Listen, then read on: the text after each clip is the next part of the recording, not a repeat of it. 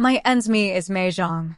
I'm 20 years old. When I met Ethan, he was sitting at the far corner of the university library, tapping away on his MacBook with earbuds in and a focus that made him look untouchable. He was tall, a little messy in the hair, always dressed like he didn't care what people thought, but he felt deeply. I could tell. We were both juniors then, and he had this spark in his eyes whenever he talked about coding, building something from scratch. He wasn't rich, not like me. But he was rich in something else, something deeper: curiosity, drive, hope. We started dating a few weeks before spring break. It wasn't planned. It just happened. A late-night walk turned into a confession. A lunch date became an entire weekend. By May, when graduation loomed for him and I was preparing to fly home to China for the summer, we talked about the future like it was already here. "Let's live together next year," I said one night, curled up in bed with my head on his chest. He hesitated, but smiled. "Only if I get a full-time job. I can't pay NYC rent without one. I'll help. My mom can be guarantor, and I'll ask her to cover my half of the rent. You just focus on finding a job." It felt real then, like we were building something beyond the moment, something stable. I imagined us in a corner view apartment, the sun pouring in as we made breakfast together. I imagined soft jazz playing while we danced barefoot on hardwood floors. I imagined having him beside me, not just in love, but in life. So I began the hunt. From across the world, I browsed Zillow, StreetEasy, Facebook groups. I sent him links. We FaceTimed every other night. I'd say, "Look at this one, $4, $200, but corner view, doorman, laundry and unit." I told him how rare it was. How perfect. He always replied with cautious optimism. "Yeah, that's nice. But I still don't have a job." I tried to be patient. I knew the job market wasn't kind to new grads, even less so to international students like me. But patience gets thin when you've already picked out the couch and imagined the photos on the wall. When I found the one, a stunning corner view apartment in the Upper East Side, I called him right away. It was everything I'd dreamed of. 2 bedrooms, polished wood floors, wide windows with natural light. The price, $4,200, a steal in Manhattan. "I need to sign it now," I said. "This won't last. My mom will cover my half and the guarantor fee." He hesitated again. "I just don't know yet," he said.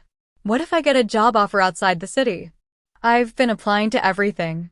And something in me cracked. I'd compromised. I was offering a guarantee, financial support, emotional support, and he still couldn't decide. I felt like he didn't want to make this work. Like I was planning a life for two, and he was planning an escape hatch. I told him how I felt. Probably too harshly. Maybe with too much emotion. "You say you've considered me," I said, "but your consideration is limited to what you think." "That's not really considering me. You've put me in a position where everything revolves around you." He didn't fight back. He just listened, quietly. And then I made a choice I didn't want to make. Either we sign now, or I'll live with a friend. And we'll see what happens to us. He caved. "Sort of."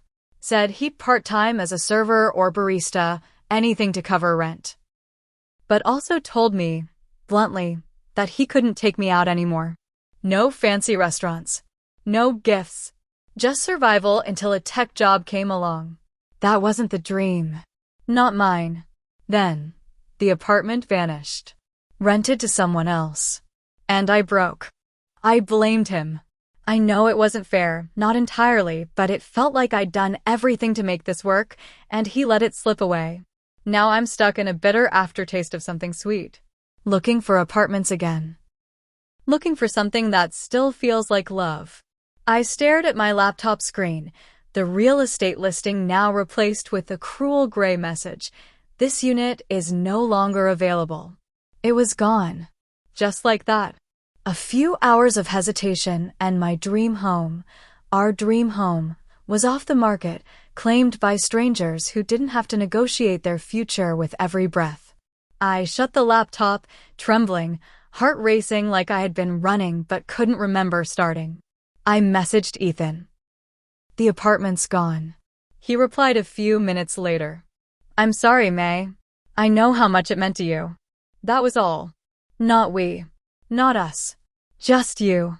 I laid on my childhood bed in my room in Shanghai, the ceiling above me suddenly foreign.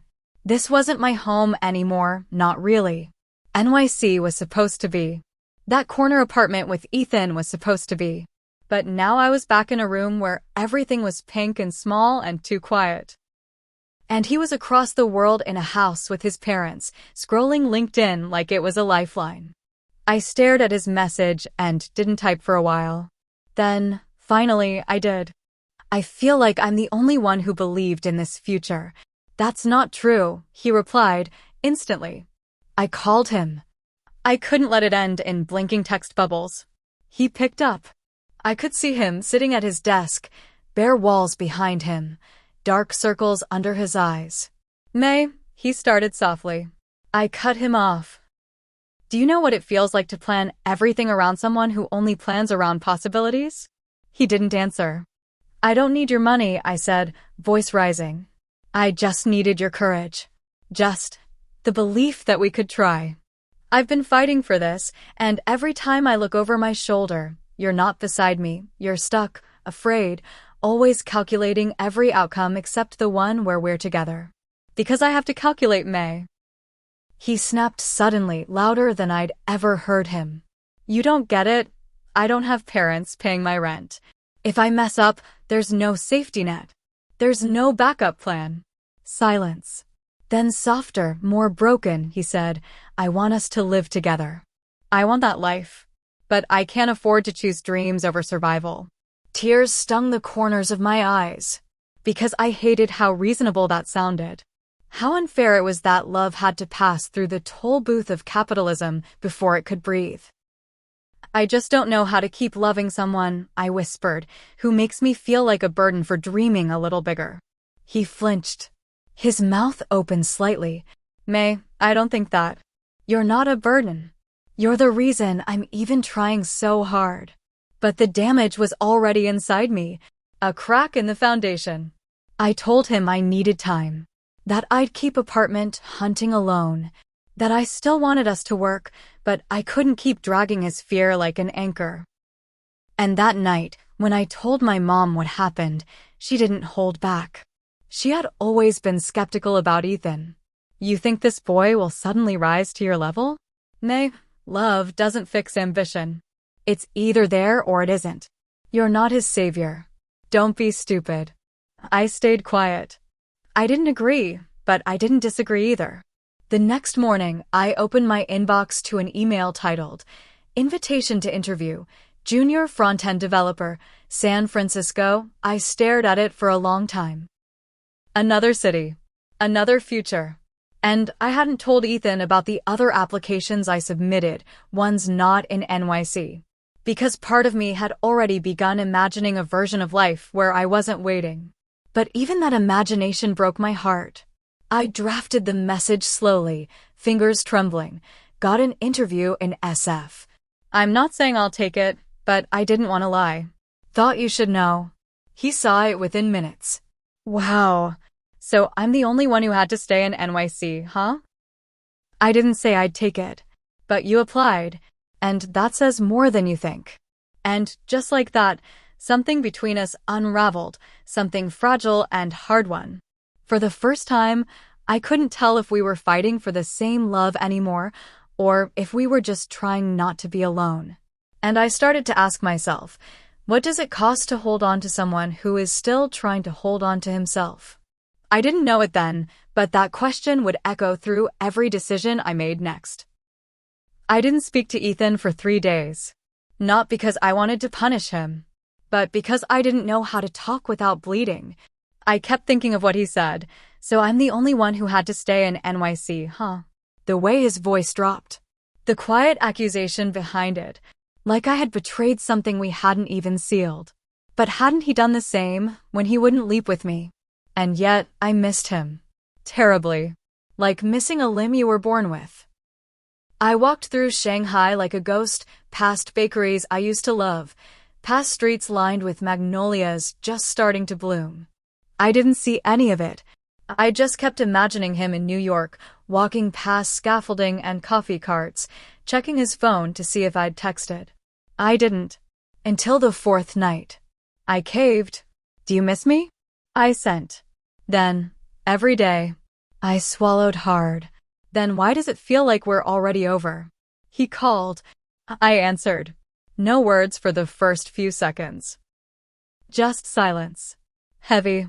Familiar. Then, quietly, he said, "Because maybe we are." The words knocked the breath out of me. "I don't want us to be," he added quickly. "But it's like we're on two cliffs, May. And there's this huge canyon between us. I keep trying to build a bridge with sticks and glue, and you're already flying over it." "That's not fair," I choked. "I was trying to carry you with me. I was begging you to leap." "You weren't begging," he said. "You were building your life. And you offered me a space in it, but only if I moved fast enough to keep up." My heart cracked, because there was truth in that. I had planned the apartment, the move, the future, with him beside me, but always as a passenger to my vision. I never stopped to ask what his version of home looked like. "But I needed you to believe in us," I said, voice breaking. "To believe in me." "I do. I always did," he said. "But believing and being ready, they're not always the same." And then, something happened. He started crying. Not the quiet kind. The gasping kind, the kind that makes your throat close and your chest ache. "I'm so tired, May," he said. "I'm so tired of trying to be enough. For you. For this world. For myself. I feel like I'm losing everything trying to hold on to a future that keeps moving faster than I can." Tears poured down my face, too. "Ethan," I whispered, "you are enough. But love needs more than worth. It needs timing." That word lingered between us like smoke. Timing. We talked for another hour. About nothing. About everything. About how we both had applied to jobs in cities we didn't tell each other about. About how love felt like homework we didn't know how to finish. And then, right before we hung up, he said the most unexpected thing. "I got a job offer." "What?" "In Brooklyn. Junior dev. Not much, but enough." My heart leapt, then froze. "So, you're staying?" I was going to say yes. But now I'm not sure if I'm staying for the job or for a version of us that doesn't exist anymore. I bit my lip. "You didn't even tell me you interviewed. You didn't tell me about San Francisco either." Touché. Silence again. Then he said, "I want to try, May." "I do. But I can't keep being a chapter in your life that you keep rewriting. I need to co-author it."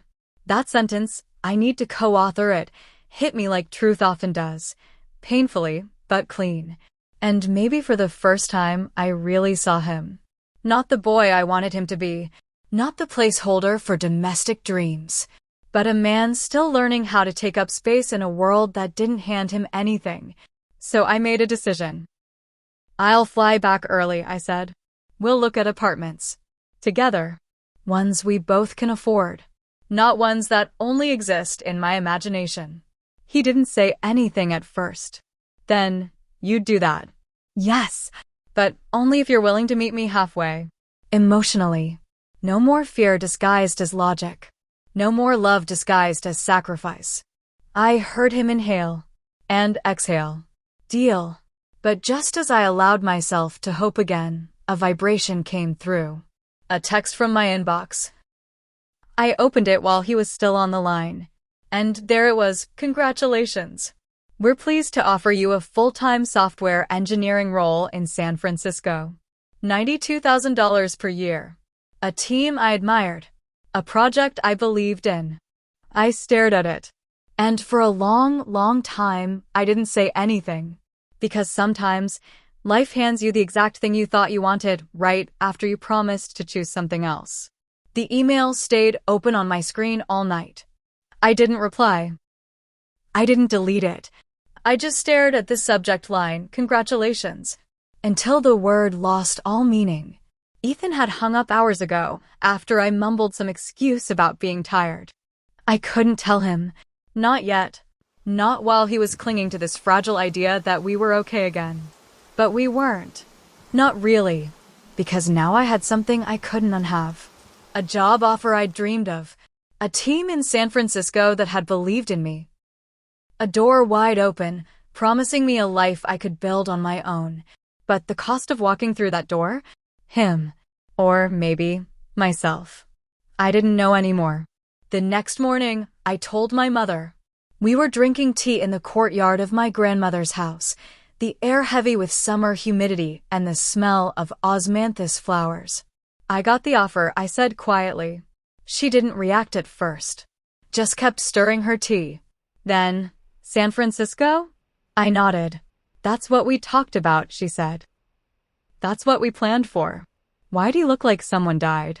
Because something had, I wanted to say. Maybe not a person, but a future, a hope, a version of myself I no longer recognized. I told Ethan I'd go back to New York, I said. I told him I'd look at places with him. Try again. My mother's expression changed. Slightly, but enough. And will he support you the way I have? Will he match your ambition, May? It's not about matching.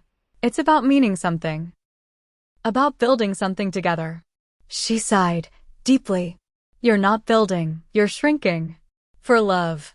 And you were raised for more than that. Her voice wasn't cruel. It was careful. Sharp, the way only mothers can be when they're trying to protect you by cutting you down. You think this is just about love, I said, my voice shaking. But it's not. It's about choice. I've made every decision in my life with you in mind. With logic. With safety. But when I'm with him, I feel seen. And that matters. Feelings pass, she said. Foundations don't. I slammed my cup down. Hard. Tea spilled, staining the white tablecloth. So do people, Mama. People pass. And all that's left is whether you held them tight or let them go because you thought the world would reward you for it. She looked away then, blinking fast. A pause. Then, softly, I let go once. That silenced me. I was your age, she said. There was a boy. Poor. Brilliant. Like your Ethan. He loved me so much it scared me. I chose your father instead. The better offer. The better future. And now I wonder, what kind of woman would I have become if I'd chosen the man who loved me more than the one who promised me stability? My chest tightened. You regret it? I'll never know what I lost, she whispered. But I know what I became. A mother who tells her daughter not to make the same mistake. And I don't know if that's wise or selfish. We sat in silence. Two women. 2 generations. 2 hearts carrying unlived lives like ghosts. That night, I called Ethan. I told him everything. About the job, the offer, the money, the dream that had finally arrived after years of chasing. He didn't say anything for a long time. Then, softly, so this is goodbye? I cried then. Quietly. The kind of crying you do when the pain is so sharp it almost feels clean. I don't want it to be, I said. But if I go, I can't ask you to follow. And if I stay, I'll wonder every day what I left behind. I never wanted to be your anchor, he said. But I wanted to be your home. There's a difference. I know, I whispered. He exhaled shakily. You're going to be amazing. Even if I'm not beside you. I'll always carry you with me. That's not the same, May. I know. The next day, I accepted the offer, signed the contract, booked my flight, and sent Ethan one last message. If this was our final chapter, thank you for writing it with me. He didn't reply, but I know he read it, because 10 minutes later, he unfollowed me. San Francisco was colder than I expected. Not just the wind off the bay, but the cold of starting over, of walking through glass towers filled with strangers, of pretending confidence, while everything inside me still echoed with Ethan's name. My apartment was beautiful, clinically so. White walls, a floor-to-ceiling window overlooking the city, a smart fridge that emailed me reminders to eat. I had a high-paying job, a 5-minute walk to the office, a closet full of designer coats my mother approved of. But some nights I stood by the window, barefoot on polished floors, and whispered, "Are you seeing this too, Ethan?" Like I wanted the view to mean something because he could still picture it with me. He couldn't. He was gone. Work consumed me, the way grief sometimes hides inside productivity. I was good at it, quick to learn, eager to please. My manager praised me. My coworkers envied my work ethic. But I didn't laugh like I used to. I didn't dance in the kitchen anymore. Even music felt muted without someone's arms around me. It was about 3 months into my new life when the letter came. Not an email. Not a text. An actual letter, folded neatly, in handwriting I'd know anywhere. Ethan's. I almost didn't open it. I held it for hours, staring at the envelope like it was a bomb. I even considered burning it. Because some truths, once read, become unerasable. But I opened it, at 1:13 a.m., alone on my living room floor. Dear May, I didn't plan to write this. I figured we said everything we needed to, but the truth is, I lied when I said I wanted you to go. I lied when I told myself I'd be fine. You weren't just someone I loved. You were someone I believed in. Someone who made the world look different. I walk past your favorite bookstore every day now. I moved into a smaller apartment near the East Village. It has bad lighting, no laundry, and I keep hearing mice in the walls, but sometimes, when I squint, I imagine it's the place we dreamed of. You cooking dumplings in the kitchen. Me coding on the couch. Jazz playing. Light pouring in. I miss our future. But more than that, I miss your eyes when you were angry. I miss how you fought for what you believed in. Even when it scared me. You were right, by the way. About me not really considering you. I was afraid. Afraid that if I couldn't afford you, I'd lose you. So I pretended like love should cost nothing. But the truth is, love always costs something. Sometimes it's money. Sometimes it's pride. Sometimes it's letting go of the only plan you ever had and jumping off a cliff with someone, hoping they'll catch you. You jumped. I didn't. I regret that every day. But here's what I hope. I hope you're becoming everything you ever wanted. I hope you don't need to look back. Because if you do, I'll be here. Always. I didn't sleep that night. I sat on the floor with the letter in my lap, whispering his name over and over again, like a prayer. The thing about letters is they freeze time. They trap a version of someone, whole and raw. He'd written this before the silence became unbearable. Before the distance felt like an ocean. And now all I could think was, what if it's not too late? The next morning, I made a list. Reasons to stay. My career is finally beginning. I've built something on my own. I deserve stability after all this effort. Reasons to go. He still loves me. I never stopped loving him. Some dreams don't die. They wait. That evening, I called my mother. I got a letter, I said. From him, she asked. I nodded. He says he regrets everything. She was quiet. Then, and do you? I regret pretending I didn't need him, I whispered. More silence. Then you know what you have to do. I booked a flight for next week. Not a decision, just a visit. 1 week in New York. One shot at seeing what was left of us. Maybe he moved on. Maybe I was just a ghost in his inbox now. Or maybe, just maybe, some love stories aren't finished, just paused. And sometimes the apartment of your dreams isn't a place, it's a person. The cab slowed down at East 7th Street, just past First Avenue. I told the driver to stop at the corner.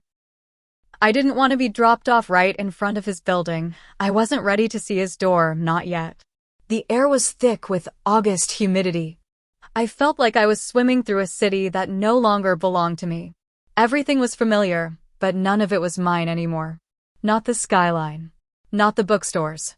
And maybe not even Ethan. I walked slowly. My suitcase wheeled behind me, its tiny wheels catching on the cracks of the sidewalk. Then I saw it. The building. Windows with tired-looking curtains. Nothing like the corner view apartment we once dreamed of. It was small, humble, and it had him inside. I stood across the street, watching, heart racing. Was I really about to knock? Then the door opened, and she stepped out. She was laughing, head thrown back, long brown hair falling over her shoulders. She wore Ethan's old hoodie, the gray one I used to sleep in. I couldn't breathe. A part of me screamed, "Turn around. Leave. Don't do this to yourself." But I stood there, frozen. A moment later, Ethan followed. He wasn't laughing, not quite, but he looked at her the way he used to look at me, with quiet admiration, like she was sunlight. And then he saw me. His face changed. The casual smile dropped like glass shattering. "May?" His voice broke the distance.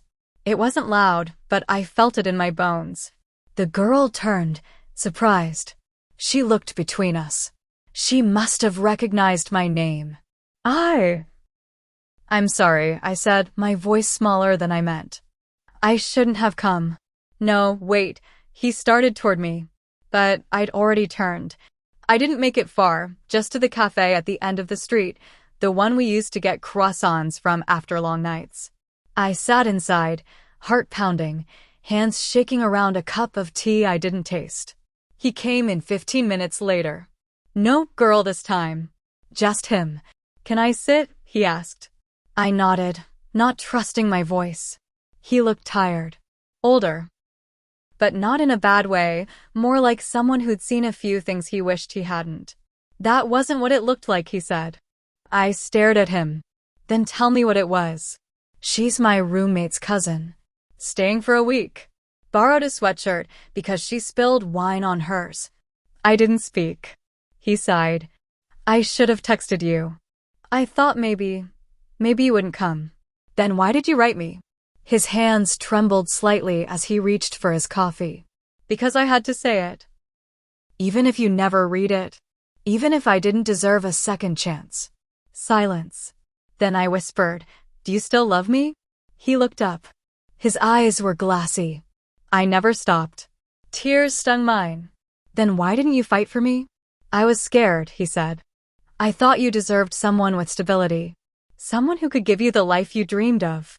And I couldn't even give you a corner apartment." "I didn't need the apartment," I said, voice breaking. "I needed you. I needed to know you'd choose me even when it was hard. Even when you felt small." He reached across the table, took my hand. "I choose you now. No conditions. No half promises. I don't care if I'm broke or if we have to live in a studio the size of a closet. I choose you, May." I wanted to believe him. God, I wanted to. But I looked down at my suitcase, at the weight of months apart, of letters and silences and imagined betrayals. "I need time," I whispered. His face fell, but he nodded. "Okay." I pulled my hand back. "I'm staying at a hotel in Midtown. Just for a week. I'm not saying no. I'm just saying I need to know who I am now before I can figure out who we are." He swallowed. "That's fair." We sat in silence a long time after that. Two people caught between what was and what might still be. That night, I stood by my hotel window. The skyline glittered, sharp and indifferent. Somewhere in this city was the boy I once loved and maybe still did. Somewhere in this city was a future I once believed in. But for now, I just held the letter again, rereading the words that started this all. And I whispered to the night, "Don't let this be the end." The hotel room was too cold. Not physically, emotionally. It smelled like detergent and distant lives, a room that had held hundreds of stories, but never truly witnessed any of them. I stared at the ceiling long past midnight. My phone sat beside me on the pillow, Ethan's message still open. I meant it. "If you let me, I'll rebuild this brick by brick." I didn't reply. Not yet. Instead, I closed my eyes and let the silence rush in like a wave. The next morning, I got coffee from a small place near Bryant Park. The barista smiled like he remembered me, though I hadn't been there in months. Maybe I just looked like someone he missed. I didn't expect to see him. "May?" I turned, and there he was. Liam Chen. He was wearing a navy blue coat, tailored, with a black turtleneck underneath. Older, more polished than the last time I saw him. Senior year of high school. The boy with violin hands and heartbreak eyes. Liam? I breathed. He smiled, and it was both familiar and new. I thought that was you. Still drinking oat lattes. I laughed, unsure whether to hug him or run away. Still pretending it doesn't taste like wet cardboard, yeah. He sat with me. It should have been awkward, but it wasn't. He told me he was working with a music startup now. Moved to New York last winter. Still played violin, but mostly for himself. I told him a very edited version of my past year's school, the apartment that wasn't Ethan, and how love had blurred into uncertainty. He listened quietly, like he always had. I never understood, I said, why people say love is enough. Sometimes it's not. He nodded. Love is the foundation. But if the roof leaks, if the floors collapse, foundations can't save a drowning house. I looked at him then, really looked. He was the first boy I ever kissed. First boy I ever told I loved. The one I left behind when I flew halfway across the world for college. We wrote, at first. Called. Then time and distance broke us. I thought of him less and less, until now. And yet, somehow, sitting across from him felt like remembering a song I hadn't heard in years, but still knew every note to. Later that day, we walked through Central Park. Leaves had begun to brown. The breeze held the early edge of fall. I thought you were still in Shanghai, I said. My mother passed in December, he said softly. I stayed for a while to take care of things. Then I knew I had to leave. Too many ghosts. I'm sorry, I whispered. He nodded and then said, you were the first person I wanted to tell. Isn't that strange? Even after all this time. My breath caught. He stopped walking and turned to face me. May, I don't know what you're holding on to. Maybe it's still him. Maybe it's just the memory of who you were with him. But if you're looking for a home, I'd like to offer mine. I blinked. Liam, I know it's sudden. I'm not asking for anything, not today. But I never stopped caring. Not really. And if there's even a small part of you that wonders about us, I'm here. That night, Ethan called. I let it ring once. Twice. Then picked up. Hey, I said quietly. I keep thinking about you, he said. I walked past the apartment again, the one we almost got. The curtains are blue. The windows are foggy. It doesn't look like the dream anymore. I saw Liam today, I said before I could stop myself. Silence. Then, the ex? From high school? Yes. More silence. What did you talk about? He asked. Life. Ghosts. Regret. Dreams that don't always fit into real life. I don't want to lose you, Ethan said. His voice cracked. I'll fight harder. I am fighting. I believe you, I said. But I don't know if love is the only thing I need right now. I think I need clarity about who I am without saving anyone, without being someone's girlfriend or dream. You were never just someone's girlfriend, May. You've always been the light in the room. Tears slipped down my cheek. Then let me find my own way to shine, I whispered. He didn't argue. He just said, I'll be here. However long it takes. Even if you don't choose me. Later, I sat on the window ledge of the hotel and stared out at the city. Two men. Two versions of home. One I built dreams with and watched them crack. One I left behind and now found me again. But maybe the story wasn't about choosing between them. Maybe the real twist was choosing me. There's a strange kind of silence that only hotel rooms offer, a silence that isn't peaceful. It hums with questions. With thoughts you keep avoiding during the day, but that pounce in the dark. I'd been staying there for nearly 2 weeks. Every morning, I would walk out into the chaos of the city, pretending I wasn't in limbo. I had started touring apartments again, alone. The brokers kept asking if my roommate was just running late. I never corrected them. The loneliness was quieter now, but it had teeth. One afternoon, I stood in front of an apartment in Gramercy. A 5th-floor walk-up. Exposed brick. Bay window. Small but charming. The kind of place I never would have considered with Ethan. It was imperfect, and that felt like a kind of rebellion. The landlord asked if I had a cosigner. No, I said. I'll be paying up front. She raised an eyebrow. In full. Yes, I replied. 1-year lease. Power felt strange in my mouth, like a foreign language I was just learning. But the moment I stepped into the bedroom and closed the door behind me, I dropped onto the mattress and cried. Not because I regretted it, but because a corner view apartment with someone you love is still worth more than a perfect one alone. 3 days later, Liam came over. I hadn't seen him since the park. He brought dumplings. My way of bribing you into letting me inside your new life, he said with a gentle smile. We ate on the floor, sitting on unpacked boxes. He looked around, eyes scanning the bare walls and the empty bookshelves. Does it feel like home yet? He asked. Not yet, I said. But it feels like mine. That answer seemed to both please and hurt him. After dinner, he helped me unpack the last of my books. When he found the photo of me and Ethan at graduation, he didn't say anything, just turned it face down and continued stacking paperbacks. I need to ask you something, he said later, just before leaving. I braced myself. Do you think you're healing? Or just hiding in a new place? I swallowed. Both. Maybe that's what healing is. He nodded, then leaned down and kissed the top of my head. I'll wait, he said, even if it hurts.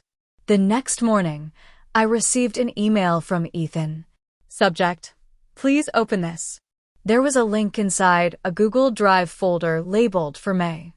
I hesitated, then clicked. Inside were scanned pages from a notebook. Dozens. His handwriting, messy and urgent. Notes from our early days. Things I'd said he remembered. Lists of apartments we had dreamed about. Letters he never sent. The last document was a video. I pressed play. He was sitting at his desk, wearing the hoodie I once stole for weeks. Hi, he said. If you're watching this, then maybe you're done being angry. Or maybe you're still hurting. That's okay.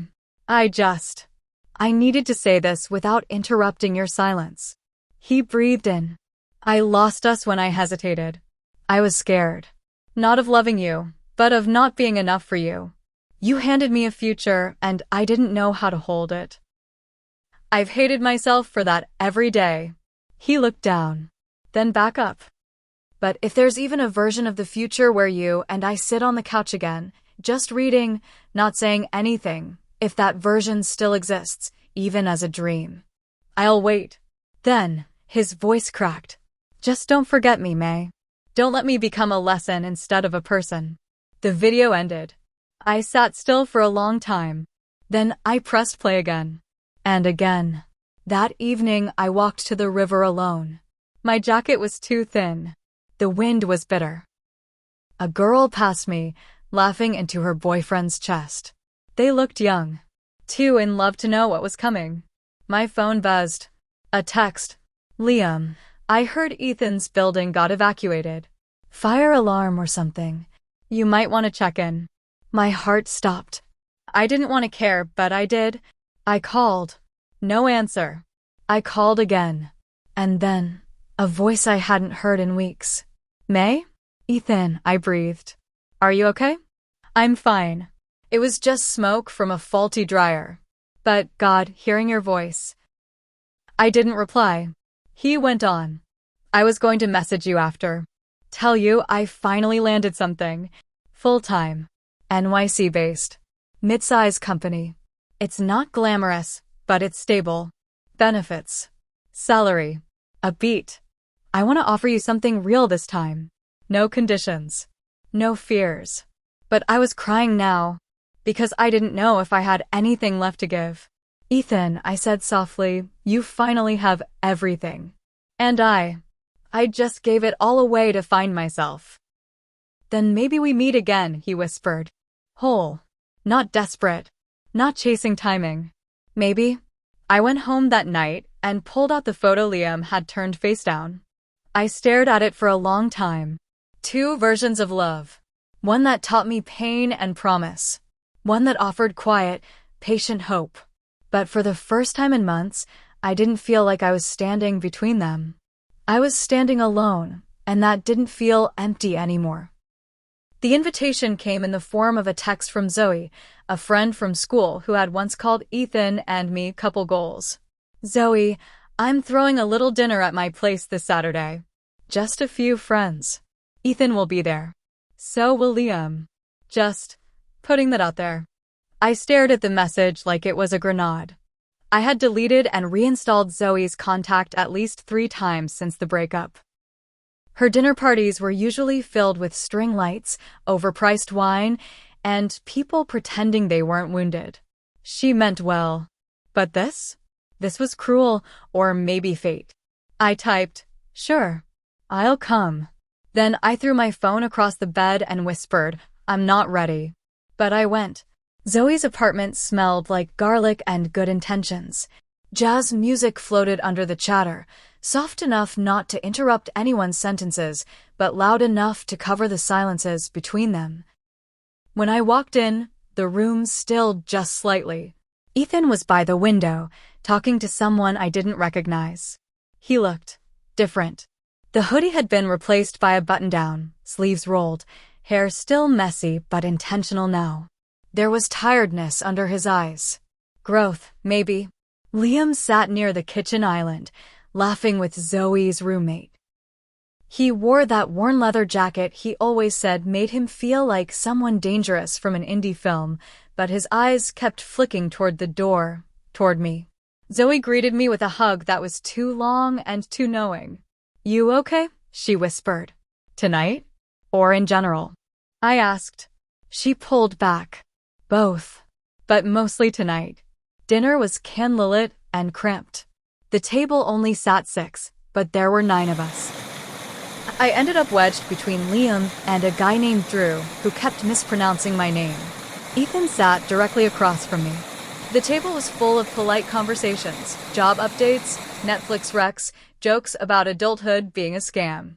But underneath it, there was tension, like a taut string waiting to snap. Halfway through the second bottle of wine, Zoe clinked her glass. "Let's do a little nostalgia game," she said. Everyone say the moment they knew someone here mattered to them. A cruel game, I thought. But people started sharing drunken memories, sweet anecdotes. Then it came to Liam. He didn't hesitate. I knew May mattered when she cried outside the bodega because they ran out of sesame buns, and I didn't laugh. I just sat with her on the curb and cried too. I didn't even like sesame buns. I just liked her. Laughter rippled. My chest ached. Then it was Ethan's turn. And he was quiet for too long. "I knew May mattered," he said slowly, "the day she asked me to move in. Not because of the apartment, but because it was the first time someone planned a life with me like I was the future, not a placeholder." The room went quiet. Everyone else faded into the background. It was just the 3 of us now, me, Liam, Ethan, trapped in a triangle made of memory and maybes. Later, I stepped outside. Needed air. Or escape. Liam followed. Of course he did. "Are you okay?"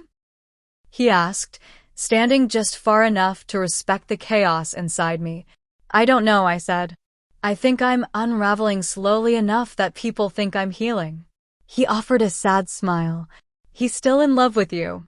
"I know. And you." I looked away. "I love you, Liam. But I'm scared that I only know how to love people I can fix. And you're not broken." He stepped closer. "I don't want to be your safe choice, May. I want to be your choice, period." And then he kissed me. Soft. Certain. No pressure, just possibility. But behind him, the door creaked. Ethan stood there, watching. His face unreadable. "Sorry," he said, voice tight. "Didn't mean to interrupt." He turned and walked away before I could say anything. Liam didn't speak either. He just held me. The next morning, I got a message. "Ethan, thank you for coming last night. I needed to see that you're okay, even if I'm not part of it anymore." I typed a reply. Deleted it. Typed again. "May. You're not the villain. And I'm not the hero. We were just two people trying to make forever with pieces that didn't always fit. No response. But maybe that was the response. That evening, I finally unpacked the last box in my new place. Inside it was a coaster from a cafe in Brooklyn, the one Ethan and I had gone to on our first real date. I almost threw it away. But I didn't. I placed it in the drawer of my nightstand. Not to hold on. Just to remember. Because some loves end not in disaster, but in decision. And the hardest part of growing up is knowing that even the right person, in the wrong moment, can still leave behind a forever-shaped scar. The call came at 3 a.m., the kind of call that shatters sleep and breaks something deeper. May, my mother's voice was a brittle whisper, strained and tired. Your father had a stroke. The world tilted beneath me. I barely remembered the flight, the glare of the overhead lights, the crush of the crowd at the airport. My mind raced through 1,000 images, his easy smile, the mornings he made tea, the way he had held my hand the night before I left for New York years ago. In the hospital room, everything felt unreal. Machines beeped a slow, persistent rhythm. My father's face was pale, his eyes closed as if in a dream or a distant war. My mother sat by his side, clutching my hand, her strength drained by worry. Will he be okay? I whispered. She shook her head. I don't know. Days bled into nights. The sterile hospital became my reluctant home. I couldn't breathe, couldn't think, except for the knot in my chest that tightened every time my phone buzzed with messages from New York. Ethan's texts were few but steady. Ethan, thinking of you. Here if you need anything. Liam's were more insistent. Liam, please call me. I want to hear your voice. But I didn't answer. Not yet.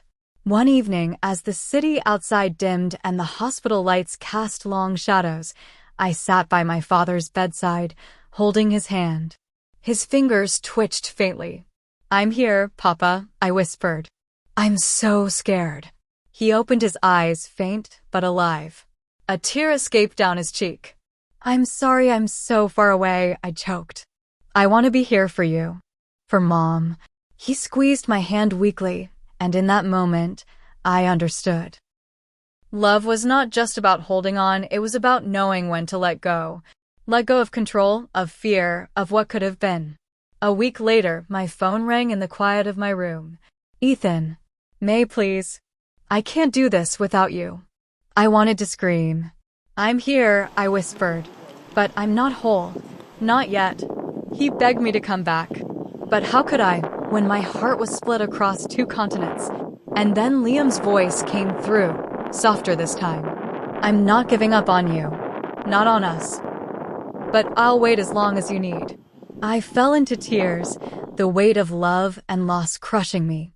At the airport, ready to return, I looked out over the city's skyline from the terminal window. Lights flickered like memories, each one a promise, a regret. I whispered into the night, I don't know if I'm coming home to love or leaving it behind. Because sometimes, the hardest journeys aren't across oceans, they're inside ourselves. And the next chapter of my life wasn't waiting in New York or China. It was waiting in the fragile space between what was lost and what could still be. The moment I stepped off the plane in New York, the city air felt colder than I remembered. It wasn't just the spring chill, it was the weight of everything I'd left behind and everything waiting for me now. I held my phone tight, the screen lighting up with messages from Ethan and Liam. 2 voices pulling me in opposite directions. I met Ethan first. His eyes were tired but hopeful, like he'd been holding his breath waiting for me. We sat in a quiet cafe, the hum of the city fading around us. I waited for you, he said softly, reaching for my hand. I thought maybe we could still build what we dreamed. But something inside me trembled. I thought so too, I whispered. But I've changed. I've seen how fragile life is. And how much I need to stand on my own. He looked down, the hope draining from his face. So, what does that mean for us? I swallowed hard. It means I can't keep waiting for the right time or the perfect moment. I need someone who's here, fully, not just half in. Later that night, I met Liam in the park where we had first laughed together. The moon was a thin silver sliver, barely lighting the path. He pulled me close, his voice trembling with the rawness I hadn't heard before. I love you, May. Not just for the good times. For the broken parts, too. I want to fight for us, if you'll let me. Tears filled my eyes, and I realized that love isn't about grand gestures or perfect timing. It's about the choice to stand with someone even when it's hard.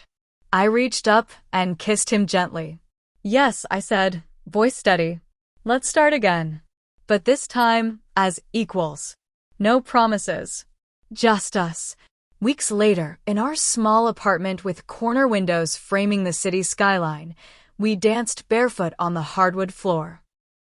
Soft jazz playing, sunlight spilling through.